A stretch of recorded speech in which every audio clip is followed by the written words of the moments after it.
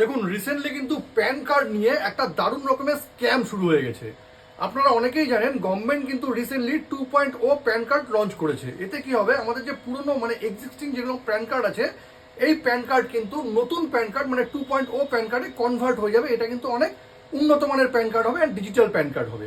কিন্তু এখানেই কিন্তু স্ক্যামাররা সুবিধা নিচ্ছে। স্ক্যামাররা কি করছে, আপনার মেলে একটা মেল করবে, তারা বলবে আমরা ইনকাম ট্যাক্স ডিপার্টমেন্ট থেকে মেল করেছি।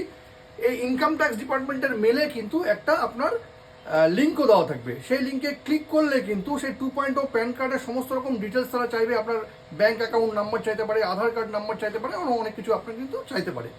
এবার যখনই আপনি সেটা পুট করে দেবেন, তারা বলবে এটা পুট করে দেওয়ার পরেই কিন্তু আপনার যে এক্সিস্টিং প্যান কার্ডটা আছে সেটা 2.0 প্যান কার্ডে কনভার্ট হয়ে যাবে।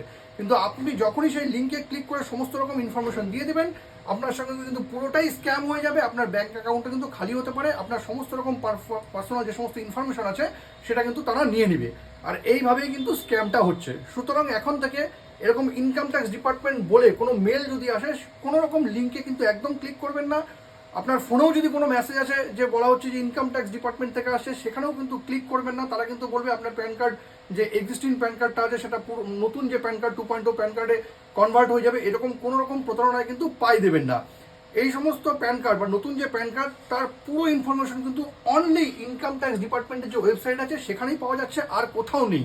সুতরাং এই সমস্ত স্ক্যাম থেকে কিন্তু আপনারা একদম সাবধান হয়ে যাবেন। আর ভিডিওটা ভালো লাগলে কিন্তু অবশ্যই শেয়ার করবেন।